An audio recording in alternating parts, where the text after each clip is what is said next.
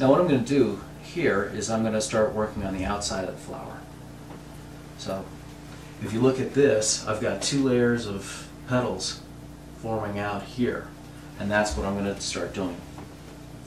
Now the first thing you do, since you're going to see the inside of these petals, I am going to carve out just a little bit to give it a little bit of texture.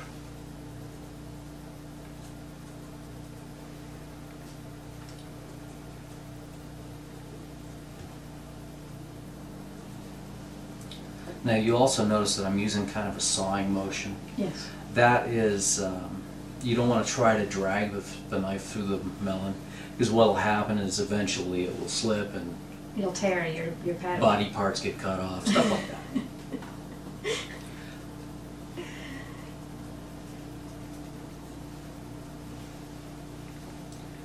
Now you also notice, beautiful. It already looks like a beautiful rose. You'll also notice that a lot of these that I'm making are not perfectly shaped.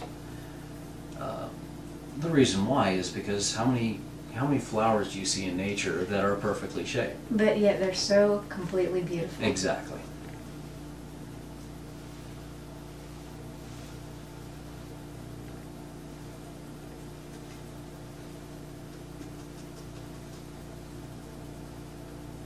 It seems to move, the process moves faster as you move to the outside of the circle.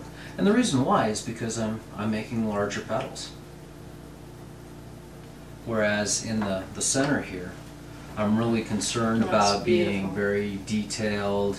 I don't want to slip, because if I cut out one of these petals accidentally, there's not much I can do about it. I can try to patch them up a little bit, but... So you would suggest people at home pay more attention to the dome area. Exactly.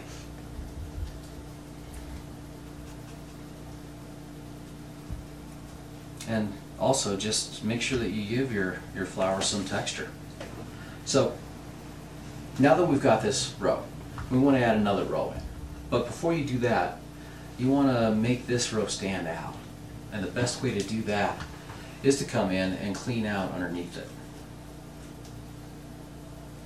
So I'm just cutting underneath, just taking out a little bit more of this material.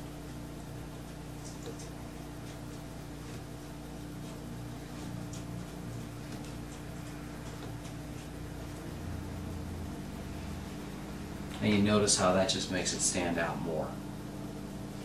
It's beautiful. So then you just come back in with the next layer.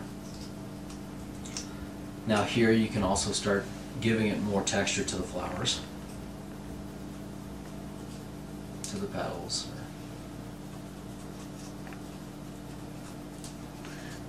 The whole reason I got into culinary was I was interested in the art. I love the presentation. I love how beautiful food makes me feel. I love to see the attention to detail. I love that. And right now, this is the fast part of the carving, just doing this extra layer. And it is certainly going much faster. And the other thing, you know, I've talked to people that I've trained on how to do this. And the one comment I've gotten from every one of them is, I can't cut a straight line. You don't need to cut a straight line, right? Exactly. This is perfect. You know, you don't see straight lines in nature. What you see are curves, you see arcs, you see jagged edges and stuff like that. So by just coming through, and you'll notice I'm twisting my blade, I'm sawing, I'm just giving it all kinds of different types of texture. So now the next stage is very simple. We've got a nice flower here built up. You know, it's not, there are a few jagged edges, it's not perfect, but it's still very beautiful. It is. So the next thing we need to do is just start working on the leaves itself. And the leaf structure, if you look at these leaves, these are very almost trying to be identical, the same, and stuff like that. And that's perfect if you're going to display this right in front of people. But you could be like Picasso if you wanted to. Exactly. Yeah. But what I want to do with this one, I'm thinking that this one probably would be displayed at a distance across a buffet table or something like that. So I'm going to come in with a huge leaf structure. I've got a curious question. Yes. Say that you're making this for a home gathering. Yes. Later on, you could carve the melon up and eat it, right? Yes, you could. My first melon that I carved for my sister's wedding, I did end up carving it for consumption. So you got to enjoy it. That's great. Yes, so we enjoyed it twice. That's great. And now we're going to go to a commercial.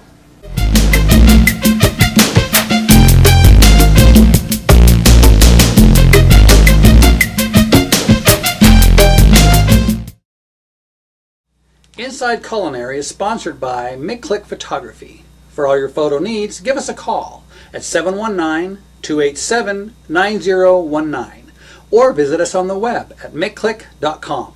Let's get back to the show. Welcome back to Inside Culinary. We're here with Terri Shampoo. He's finishing up the watermelon carving.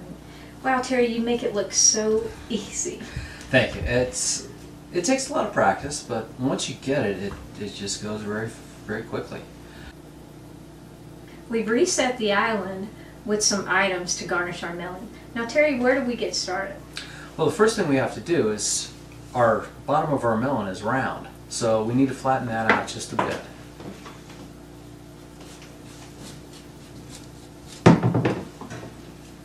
Just by taking a little chunk off the bottom, and then we can go into first setting it up. We've got this tray here. We're just going to place things on that and build it up from there. I noticed you have a few different items here. So the one thing I like to do is I like to give it a little height. And to do that, you've got various things. You've got, such as our display melon, we could use a candlestick holder. We've got a vase, a cake plate, and we've also got this fancy ice cream bowl.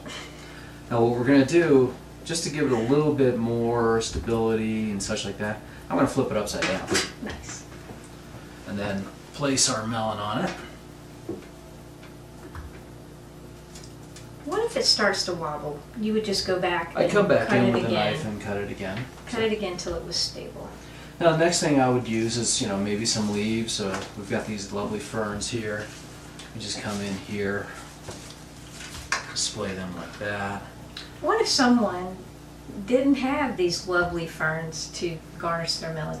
Aren't there things that they could look for around their house or property? Oh yeah, yeah. I mean, give me some examples. we've got several things here. We've got a wine bottle. We've got the bottle with corks. What about outside? Twigs, Outside? Twigs, Twigs, branches? leaves, branches. I have, for the first melon, I used wild grape leaves Nice. and willow branches. Was that for your sister's wedding? Yes, Nice. yes. So we've got some, we've got some nice grapes here. I'm gonna throw these on here. We've got some pears, and it's just, make To it add more color? exactly, make it look pretty. And we got an orange. Yeah, I like apples. We've got these chili peppers. A little more grape. I'll throw a few more peppers in here. It's so pretty, it could certainly stand alone, but it's eye-catching and eye-popping to see this beautiful display. I'd like to thank Terri Shampoo so much for joining us on the show and showing us how to do this beautiful melon carving using simple ingredients that you probably have available in your own kitchen. Thank you very much for tuning in to Inside Culinary. I'm April Koos. Look forward to seeing you again.